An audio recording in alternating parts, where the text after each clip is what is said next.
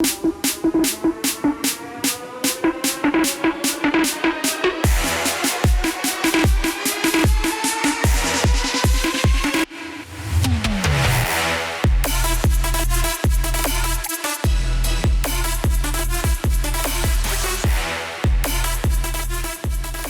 for staying with us on the Sportsbank Zone. We kick things off with football. Lionel Messi has become the all-time top scorer in South American World Cup qualifying after scoring both goals in Argentina's 2-0 win over Peru in Lima on Tuesday night. With the win, world champions Argentina maintained their 100% win record after 4 rounds. Speaking after the match, 36-year-old Messi was full of praise for his team. He says, "This team is incredible. Every time they play, they are very close to being the best in history. On a game level, I think we have grown. After winning the World Cup, we are confident, very loose, more united and firm. Hopefully, we can continue to grow." 4 other matches took place on Tuesday night. These are the results. Uruguay getting the better of Brazil by 2-0. Big victory there for Marcelo Bielsa's side. Ecuador and Colombia 0-0. Paraguay 1-0 over Bolivia. And Venezuela continuing their good start to the campaign, spanking Chile by 3-0. Let's have a look at the table then. Remember, with the expanded 2026 World Cup to 48 teams, 6 teams qualify automatically from CONMEBOL. Argentina leading qualifiers at the moment with 12 points. Uruguay, Brazil and Venezuela all on 7 points. Uruguay holding second position on goal difference. Then Colombia in 5th position on 6 points, and Ecuador in 6th position on 4 points. The 7th place team from CONMEBOL will play an intercontinental playoff, and Paraguay holding that spot at the moment, but still a long way to go in South American World Cup qualifying. Our South American football correspondent, Wango, has been following the action, and he joins us. Wango, hope you're doing well. Yeah, I'm doing good. It's still a little bit early here in Denver, but it's been a bit of a hectic day for me and myself and some of the people getting ready for a couple of matches here in a couple of days. But yeah, like you said, it's been a very interesting round, especially seeing how Argentina plays. There's one big question that's a debate that's now beginning to emerge within Argentine media. Which team is better, Scaloni's Argentina or Guardiola's Barcelona? Again, is that a bit too reactive as of right now? Maybe not, because if you look at one statistic might start flaming or sparking the flames, if you will. Scaloni's Argentina has only lost one match, in their last 50. 5-0. They've only lost in their last 65 matches. They've only lost 4 times. They haven't conceded a goal in 712 minutes. Their last goal was Kylian Mbappé from the penalty spot in the World Cup final. They have not conceded a goal since then, whether it's friendlies or it's World Cup qualifying. So you start seeing these arguments. Of course, they are not only the reigning World Cup champions, they're also the reigning Copa America champions, and are looking to repeat on both ends in the very near future. We're going to see how that argument starts to take hold, but that's where Argentina is looking at in terms of building legacy even more as far as the national team's concerned. Yeah, the comments from Lionel Messi about this Argentina team being close to the best in history, I just want to get from your standpoint, is he talking the best football team of all time or the best Argentine football team of all time? What did you pick up from those comments? From him, he's probably talking about the best version of this national team, of the Albiceleste. If you hear what's being said about the media, it's the latter. It's the best team of all time.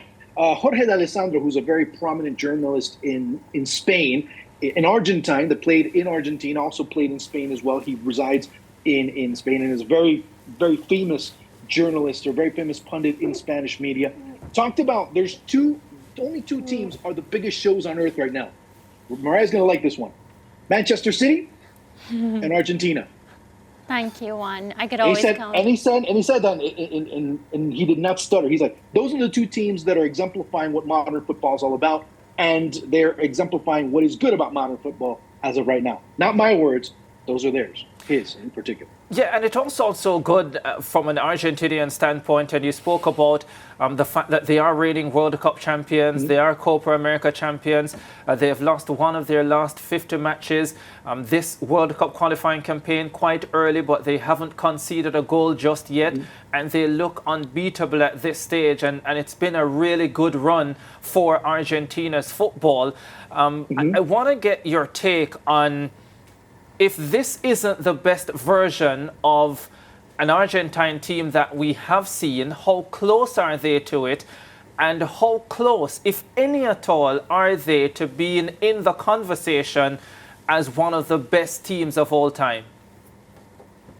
They should be in the conversation now. I mean, if you look at South American teams that have won the World Cup, the only one that would probably end up resembling that run of form is arguably the Brazil team from 94 to 2002, who ended up going to 3 straight World Cups, won 2 of them, won a few Copa Americas, lost the final in 1995 against Uruguay.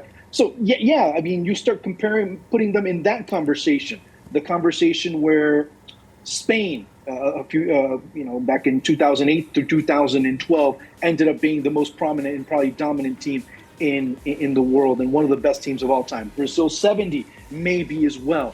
I mean, it's still not, I mean, it's kind of unfair to look at this team, as great as it is, or as great as its accomplishments have been, to give it a specific place within the upper echelon of great teams in the history of football if their final product isn't finished yet. We still don't know how far this team is going to go in Copa America and the World Cup, and how long this generation might even make it go through. They might end up not winning anything or getting knocked out in the next round.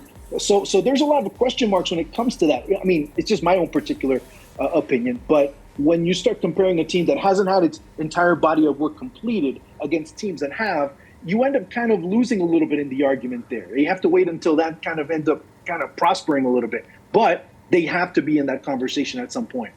Yeah, and one I have to add is that a lot of the discussion about Argentina owes a lot of credit to Lionel Messi. Just in this match that he played yesterday, he broke a record. He's now the leading goal scorer for CONMEBOL's leading World Cup qualifying goal scorer with 31 goals, breaking Luis Suarez's record. So how much does Argentina need a fit Lionel Messi if they are to continue competing? That depends on him. I mean, that depends if he wants to continue going. I mean, just yesterday, there was an interview, and I'm not talking about Lionel Messi right now, I'm talking about Angel Di Maria. Where does he end up fitting in? Because he said after Copa America, he's gone. So that's the question that ends up lying. Is Messi going to keep on going after the Copa America? We don't know yet. We don't know if he's going to play the World Cup. That's not 100% sure. At this point, at this stage of his career, we only know that it's a week-by-week, match-by-match, international date after international date situation, depending on how he feels. At 36, he'll be 37 by the time Copa America starts next year. So we don't know yet exactly if that's going to be a clear, concise answer. It might be more of the latter. It's more how Messi fits in with the rest of the team. And we've seen them play without him and still be able to regulate it and still be able to comfortably win in these World Cup qualifiers. Okay, the competition was less. The competition was Bolivia. But still, playing Bolivia in La Paz does require a certain level of work, of unity, of understanding a certain playing scheme and how to be able to execute it without arguably the greatest player of all time. So I think it's more of the latter, Mariah, to be quite honest with you, and seeing how he fits in. And, you know, that's not a bad thing, especially with what he's still able to offer every so often and in very consistent cases. Why not let him just fit in the way he's able to fit in best? Yeah, and a very, very shocking result. Brazil losing a World Cup qualifier since 2015 to Uruguay. Were you shocked at the result? And how much does this result be attributed to Neymar and him coming off with that injury? Well, and it's kind of confirmed everybody else's worst fears. Neymar's gone for 9 months, basically 8-9 months, as they confirmed just a little while ago, Ali, that he tore his ACL and had meniscus damage. So that usually ends up being about an 8-9 month absence. So let's keep that in mind as well. So he might be, well, most likely he's going to be up for the Copa America. I don't see him being ready for that tournament next year. But it's not just Neymar. I mean, Fernando Diniz has had a lot of problems. The team overall has had a lot of problems against Venezuela. I mean, it's not just Uruguay, how they played against Venezuela and how Venezuela were able to come back and equalize that match. And then everything that occurred then, the after parties that were going on with the national team, with Neymar, with Vinicius Jr., and many others, and then the very poor play by Brazil against the Uruguay side. Now, if I say Brazil played poor, it's kind of denigrating how well Uruguay played. Mind you, they ended up doing something that they haven't done in 22 years, which is beat Brazil at home. And that's something that also needs to be mentioned, how well Uruguay played, but also how poorly, one of the poorest. And I have to apologize to Lance on one thing. A couple of years back, I told him, you know what? This is the poorest Brazil. This is one of the worst Brazil teams I've ever seen. I have to apologize on that one, Lance, because you were right at that point. This is the worst Brazil I've seen in many years. Yeah, for sure. And you're talking about the quality that we saw from Uruguay. I was really impressed with Darwin Nunes. He continues to impress. Last match, he was impressive again. What do you make of him? He fits into what Marcelo Bielsa is looking for in a number 9. If you look back to Marcelo Bielsa's teams, back even dating to the 2002 Argentina side, he wanted those players that are going to throw themselves at the ball, that are able to run at all 4 defenders and pressure them, that to work their tails off to be able to be that first line of defense. And that's what he requires. Darwin Nunes, as well as Nico de la Cruz, ironically, the 2 players that ended up scoring for Uruguay yesterday, are the prototypical Marcelo Bielsa players. Ones that are box-to-box, side-to-side, all over the pitch, all-terrain type of players with a great deal of skill and a great deal of capability. And not only that, not only do I mention Darwin Nunes, I have to also mention Maxi Araujo over on the left-hand side. He tore Jan Couto to shreds over on that side of the pitch. And Uruguay just worked their tails off. They outworked, they out-hustled, Brazil were out-coached, and Brazil were just outworked by a much better Uruguay side. Yeah, the narrative there is sounding pretty dismal for Brazil at the moment coming from you, Juan, but Brazil is Brazil. This could just be a stutter for them. And as far as CONMEBOL World Cup qualifying is concerned, the Brazilians have never really had, tremendous struggles. Will they rebound from this, and how easily can they rebound from this? Well, they have Colombia and Barranquilla in November, and then they have to host Argentina at Maracanã in the second round. So it's not going to be easy. One thing that you do lose with Neymar, and it was very noticeable as soon as Neymar left the pitch the other night, was the lack of creativity and the lack of ability that Bruno Guimaraes has slotting into that position. Because Neymar at least was associating more with Vinicius Jr., with Rodrigo, and of course, even with, to a certain extent, Gabriel Jesus. And Bruno Guimaraes wasn't able to do it. So then Brazil lost a lot of that offensive edge. Brazil, Lance, when was the last time you heard a Brazil team have only one shot in a game? And that ball was the one that was hit off the crossbar. Yeah. When was the last time you ever heard that happen? So then you end up losing a lot of that. Yeah, I can't say I have, not in recent memory for sure. But the other factor I think that we have to consider here is the depth in talent in Brazil. When I was growing up, I remember Brazil as a footballing talent, or a footballing factory, that's a better word. They could pick a second 11 team and still compete against the world. And it just seems that at the moment, that isn't happening. It's not. And mind you, I'm not saying that Vinicius Jr., that Rodrigo, that Bruno Guimaraes, that Neymar and company aren't good players. The depth in which you see these Brazil players or these Brazil teams isn't the same. And it's one thing that you've seen Brazil not change over the past 25, 30, 40 years. It's the style of play that has pretty much gone by the wayside. Meanwhile, you see Argentina that have been able to change their style of play, that have been able to focus certain things and kind of be able to make it more of a collective game, but yet remain loyal to an overall idea of football, be able to evolve. Brazil hasn't been able to do that at a playing standpoint, at a tactical standpoint, and much less at a coaching standpoint. Why do you think there's so many rumors? And that's another thing, the instability within the FA, that there's rumors that Carlo Ancelotti was coming to be the coach. Now Carlo Ancelotti says he has absolutely no idea what they're talking about in terms of him being the next Brazil coach. Fernando Diniz was coming in as the interim coach, and now he most likely ends up being the full-time coach, but yet he might still be interim because Carlo Ancelotti might come, which he knows he might not be coming. So, try and figure that mess out. Within the organizational end, start looking at how disorganized they look from a tactical end, and look at how committed players are from the player end. So that ends up being a pretty explosive cocktail. Yeah, in 15 seconds, Juan, can your standpoint, does Brazil have enough quality in terms of the players at their disposal that they could make a serious run at 2026? Or given what you're seeing in terms of the personnel, you can't see Brazil contending in 3 years? I can never say Brazil's never going to contend, because the last time they ended up being World Cup champions, it was 2002. Look at that trajectory in World Cup qualifying play. That's your answer.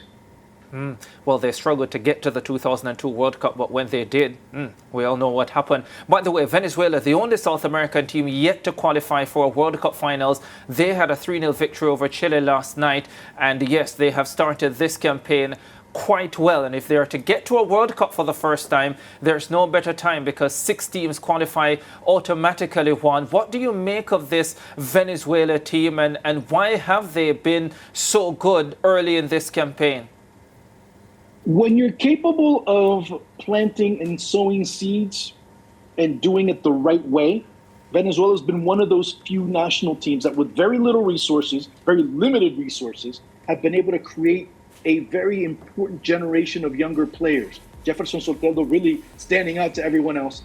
And not only that, they're able to mesh in with an older generation, with the Salomon Rondons and the Joseph Martinez and company, that have been able to really carry this Venezuela side into a very to uncharted waters, if you want to look at it from that perspective. Because to me, and I've been saying it for the past couple of years, to me, Venezuela is going to qualify to this World Cup because of their grittiness and because of their objectives in place. And not only that, Fernando Batista is a tremendous coach that is able to organize teams, not only at the senior level, but every level below them, to understand what they need to do and how they need to play in order to have an established system.